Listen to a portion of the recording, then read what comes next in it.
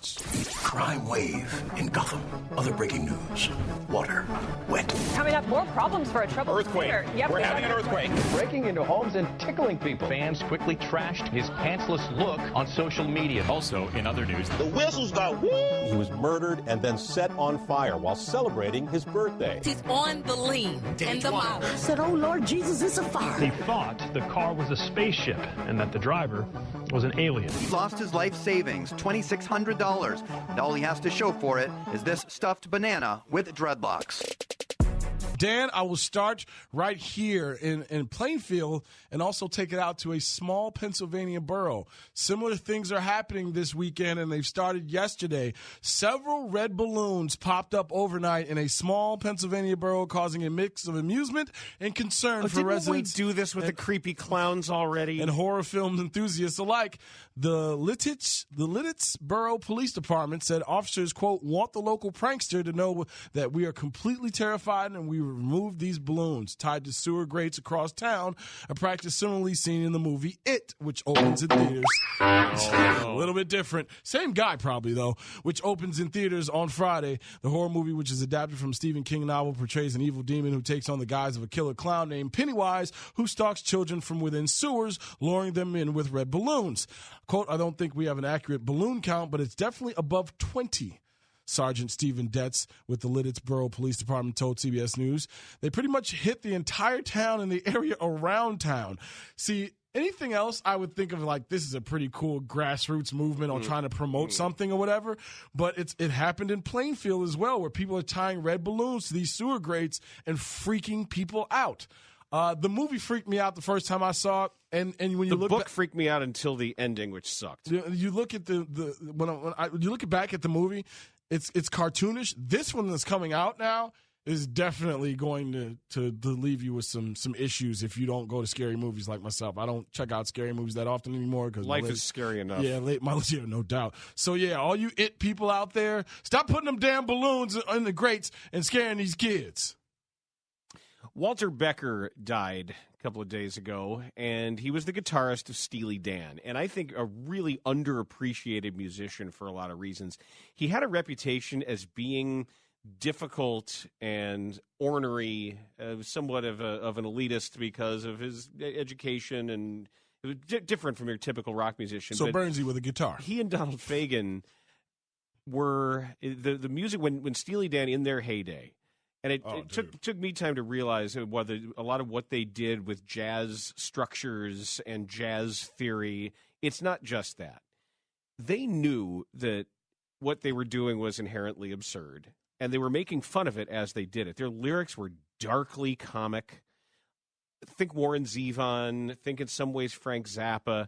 And Walter Becker was always this sort of inscrutable guy who, and people within the guitar community respected him for his remarkable ability to meld jazz and rock. And my brother-in-law is a musician. He's a guitarist. He's a pedal steel player in New York, and was always a huge fan of Walter Becker. And for a time, my brother-in-law worked at he was and is a luthier, a guitar craftsman, and he built custom-made guitars and basses for a lot of notable people, and his shop did too. The other people who worked at his shop, it was within music circles considered one of the best at what they did. I believe it's still there. He doesn't work with them anymore.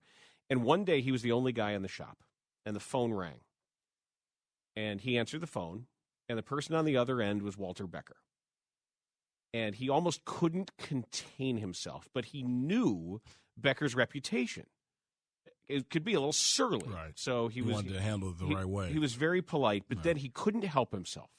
And he introduced himself, and he said, I've been a huge fan of yours for so, and asked him a couple technical questions. They talked for an hour. Nice. And he stayed on the line talking guitar theory and telling stories, and said that he could not have been more delightful.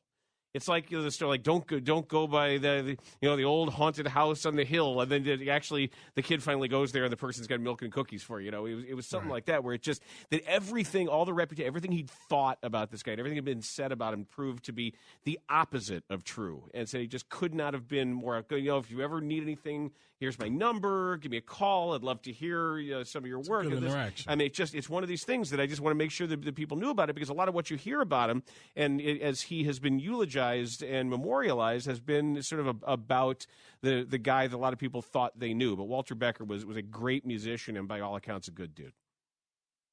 Interesting how they named their band as well, if you want to look that up. Yes, too. it is. All right, Dan, think about people that you would not steal money from. I think Mike Tyson would be damn near at the top of that list for people who are still involved in some kind of legal way of earning money. A financial advisor who stole from clients, including heavyweight champion Mike Tyson and basketball star Glenn Rice, was sentenced Wednesday to 33 months in prison and ordered to repay $1 million. That's Brian J. Orand, 56, a former executive with a D.C.-based management group owned by Live Nation Entertainment, pleaded guilty in federal court in February to one count of wire fraud and agreed to pay back $1 million that he embezzled from Tyson, Rice, and 2 other athletes and spent on personal services, travel, dining, and gambling debts, among other purchases. Quote, all I can say is I am sorry for the pain, shame, and embarrassment that I caused for the clients and for family and friends. His defense has sought a sentence of 1 year, citing letters of support from family members, colleagues, friends, teachers, another client, basketball player, Rod Strickland as well. U.S. District Judge Tanya S. Chutkin said the position of trust that you abuse, the nature of the offense, relatively privileged background, and the egregious manner in which you stole from clients merits a higher sentence. So this man got 33 months. Dan, I don't know what kind of balls you have to steal from Mike Tyson. Like, think about guys who have been on the other side of the law and who might dance on the other side of the law even though they are public figures. I don't know if there are many guys that go above Mike Tyson. Like, think about people like the truly, and I don't know how you want to term bad guys. Of course, you have the rape conviction and all those other things, but I'm talking about like bad dudes, like dudes you do not want to mess around with that will come to your door and bring that smoke with them. Right. Is it like, is there anybody above Mike Tyson? Like a dude who you would not cross because you knew what was coming with him. Well, like Suge Knight. I mean, no, yeah, but he's in jail. Bro, I'm just saying. You see why he went to jail? Have you seen that video? No. Suge Knight ran over a dude involved with the Straight Outta Compton movie, I guess. Yeah. And then backed up over him. Well, you got to make sure you got him, right? And the footage is as awful as it seems. I'm thinking more in the line of sports, though. Is there a guy? James Harrison?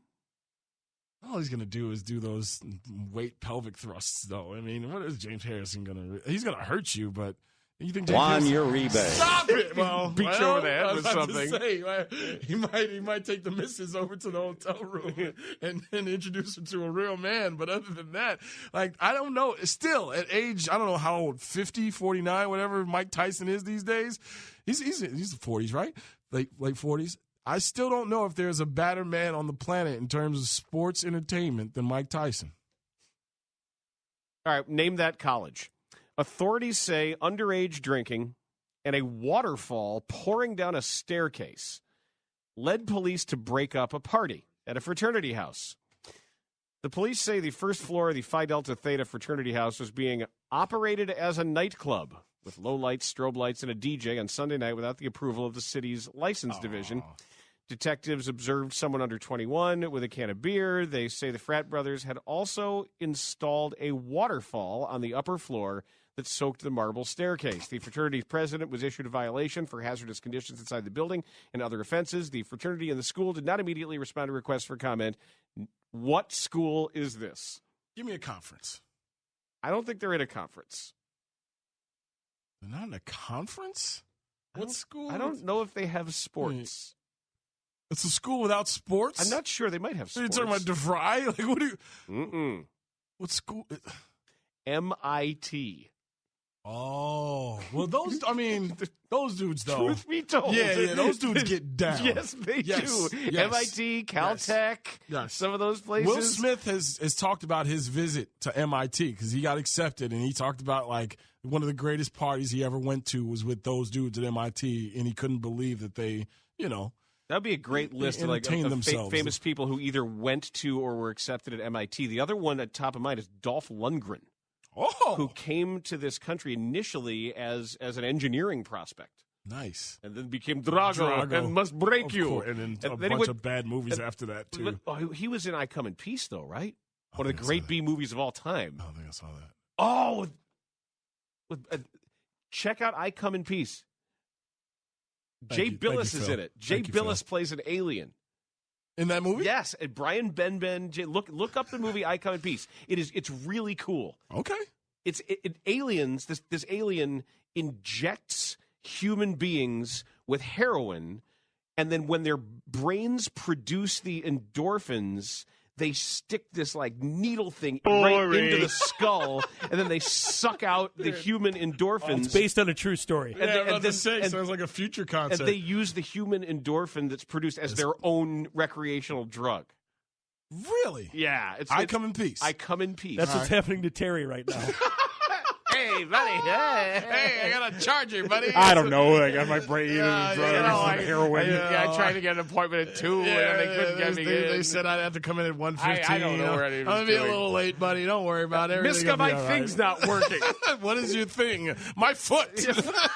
Doctor comes over. Give me an old punch right in the old,